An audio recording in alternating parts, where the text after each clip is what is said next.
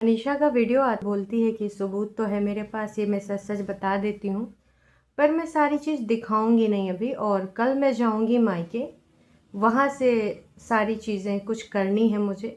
तो कौन सी सारी चीज़ें हैं? क्या मनीषा ने डिसीज़न ले लिया है कि अभी वो लीगल जाएगी?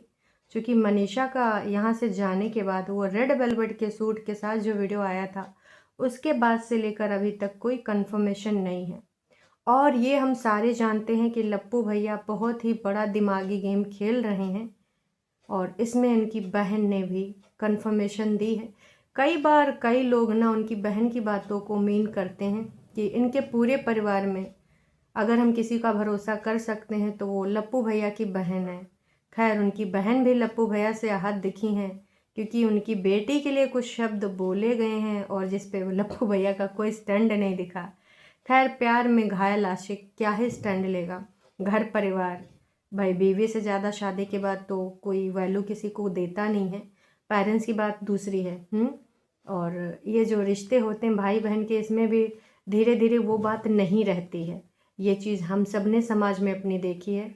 एक्सेप्शनल केस हर जगह होते, कहीं कहीं पे बहुत ज़्यादा प्यार मोहब्बत होती है, लेकिन यहाँ पर इस समय जो लप्पू के ऊपर पूरे तरीके से हावी हुआ है जगत दीदी का प्यार। जी हाँ, ये प्यार नहीं है, वासना है। अब तो गंदे कमरे का, बाथरूम का, न जाने कहाँ कहाँ सच कितने कितने वर्जन आ चुके हैं। बहुत सारे रिएक्शन चैनल अपना अलग अलग वर्जन लेके आए हैं, लेकिन हाँ, सबने बताया है कि उस बंद कमरे में और उस बाथरूम में क्या हुआ था। उस कमरे का बाथरूम से दरवाज़ा जो अटैच था, और बोलने पे बोला जा रहा था हम नहाए रहे हैं, नहाए रहे हैं। अरे भाई साहब, उसके बारे में क्या ही बात करें, आप सब ने तो सुन ही लिया होगा। ये वीडियो जो मैंने बनाई है वो सिर्फ और सिर्फ मनीषा के लिए बनाई है। मैं यही कहना चाहूँगी कि बहन, उसके लिए वेट किया जाता है जिसके आने की उम्मीद है। वो बंदे ने एक बार नहीं, दो बार नहीं, तीन बार नहीं, ना जाने कितनी बार ऐसी चीज़ें रिपीट करी हैं। तो उस बंदे का तुम क्या भरोसा कर सकती हो? मान लो दिखावे के लिए आ भी जाए और उनका चलता रहे, एक्स्ट्रा मैरिटल अफेयर में वो बंधा रहे, अपने रिश्ते को कभी नाम ना दे, ऐसे चक्करों में तुम क्या सही से जी पाओगी? क्या कभी पूरे तरीके से विश्वास कर पाओगी? नहीं कर पाओगी। क्या निश्चल तरीके से उसको प्यार दे पाओगी? कुड़कुड़ के जीने से तुम क्या हासिल करोगी? तो अगर तुम वाकई में, जैसा कि इसने बोला था मनीषा ने, कहाँ गई, हाँ जी, ये शायद 1 या 2 दिन पहले ये वीडियो आई थी। वेट करते हैं और आज मेरे को जाना था, लेकिन अब कल जाएंगे अपने मायके और वहाँ से कुछ चीज़ें मुझे करनी थी, जो कि अभी बस जाऊंगी और वहाँ दिखाऊंगी वहाँ जाने के बाद, क्योंकि सारी चीज़ें मैं अब ऑन कैमरा नहीं बोलूँगी, क्योंकि जो करता है वो बोलता नहीं है, कहते हैं ना। ज़्यादा डिटेल में नहीं जाएंगे, नहीं तो फिर सब कुछ बता। ज़्यादा डिटेल में जाओगी या नहीं जाओगी, ये तुमको बहुत पहले सोच लेना चाहिए था, पर अभी तक उस बंदी का कोई इन्फॉर्मेशन, कोई कुछ नहीं आया है। और लाइव में आके लप्पू का सिर्फ और सिर्फ धमकी दे जाना, अगर कुछ भी बोला, इतना इतना इतना या जितना भी घर की बात अगर बाहर आई तो फिर ये रिश्ता ख़त्म, ये सारी चीज़ें उसने बोली थी ना लाइव में। इनडायरेक्टली मनीषा के लिए मैसेज था। You very चालाक ब्रो। बहुत चालाक। एक बार अगर गलती से फिर से तुमने इस मकड़ जाल में अपने आप को फंसा लिया तो तुम कभी नहीं निकल पाओगे। और जिस तरीके से उसने माइंड गेम खेला है, जनता के सामने उसने तुम्हें झूठा दिखा ही दिया। आप सबको मैंने प्रीवियस वाले वीडियो में भी पूरा पोलम पट्टी जाल समझाया था। अगर आपने वो मेरा वीडियो नहीं देखा है तो कल या परसों में जाकर आप देख सकते हैं कि कैसे उसने पूरा अपना जाल फैलाया है मनीषा के लिए। जनता मनीषा को झूठ समझ रही है, वो सोच रही कि दोनों मियाँ बीवी मिलकर कंट्रोवर्सी कर रहे हैं, सिर्फ डॉलर छाप रहे हैं। लेकिन दोस्तों, यहाँ पर गेम कुछ और है। वो हर कम्युनिटी में मनीषा का नाम लेता है, हर वीडियो में बोलता है हमने तो मनीषा के लिए बैग करा, खरीदा, शॉपिंग करा, ये करा, वो करा। वो इसलिए माइंड से खेल रहा है कि जनता तो कभी उस पर ट्रस्ट ही नहीं करेगी। ये बोल रही हमारे पास प्रूफ है, प्रूफ है, मैं बोल रहा हूँ मैंने उसके लिए शॉपिंग करा। लोग कहेंगे यार ये तो दोनों मियाँ बीवी एकदम पगलाए हैं और दूसरों को उल्लू बनाए, और लोग यही बोल ही रहे हैं। तो जो आपको सुचवाना चाहता वो क्यों सोच रहे हैं? आप उसका क्रिमिनल माइंड नहीं पढ़ पाए क्या? और अगर आप उसी के हिसाब से जो दिखा रहा है उसी को ट्रस्ट करेंगे तो फिर भाई साहब वो जो करना चाह रहा है, कहना चाह रहा है, उसमें वो सफल हो रहा है। तो कहीं ना कहीं इनडायरेक्टली या डायरेक्टली तरीके से ये बंदी को पूरे तरीके से घेर घिराव करके फंसा लिया गया था। और एक जो टाइम ड्यूरेशन चाहिए था वो पूरी फैमिली को मिल गया है। ऐसे में अगर जो भी प्रॉपर्टी हैं उनको अगर किसी दूसरे के नाम पे ट्रांसफ़र करना हो, पेरेंट्स के नाम पे या किसी के नाम पे, चूँकि पति में तो हिस्सा बीवी का लगेगा ना, तो पति के नाम पे जब बहुत कुछ होगा ही नहीं तो बीवी कितना ले लेगी, समझे? इसलिए सिवान ले आया गया अम्बाला से उसको, और ये बोला गया कि जितना दिन रहना है इधर रह ले, कोई समस्या थोड़ी है, दुकान खोल ले, ये कर ले, वो कर ले। बहुत सारे लोगों ने, घर के सदस्यों ने बहुत सारा एडवाइस दिया।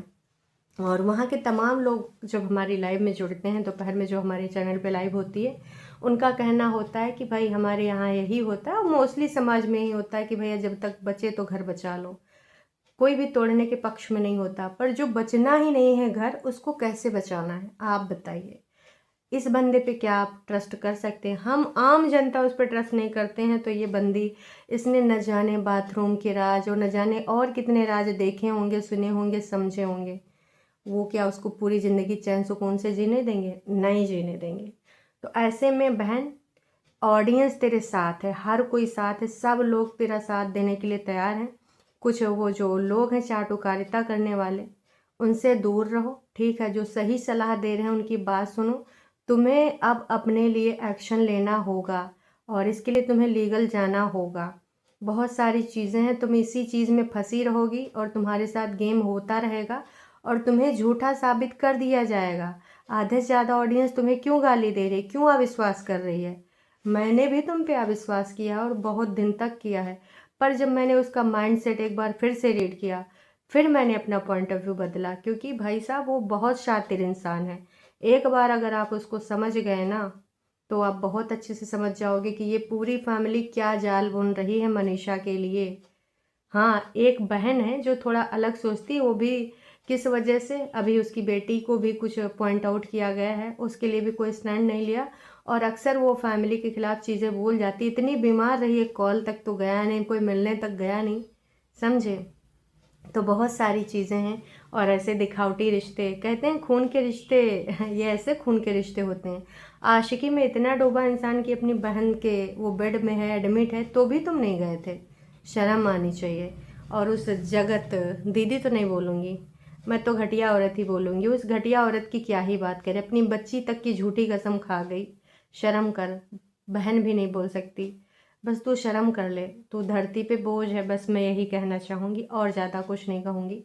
तो मेरा सिर्फ ये वीडियो बनाने के पीछे मोटिव यही है कि मनीषा तुम अपने लिए स्टैंड लो, अपने पीछे की चीज़ें देखो, तुमने कितनी बार माफ़ किया। ऑन कैमरा तो तुमने कभी कुछ बताया नहीं, पर ऑफ कैमरा तुम अपना अकाउंट याद कर लो कि कितनी बार शक हुआ, फिर तुमको इसने बरगलाया, तुम मान गए, फिर शक हुआ, फिर बरगलाया, और हमेशा ये पैटर्न रिपीट होता रहा। आगे कुछ नहीं होने वाला, ये माइंड गेम तुम्हारे साथ खेलता रहेगा और तुम पूरी ज़िंदगी ऐसे अपनी जो है गिड़गिड़ाती रहोगी और घुट घुट के जीती रहोगी। इसको ज़िंदगी जीना नहीं कहते।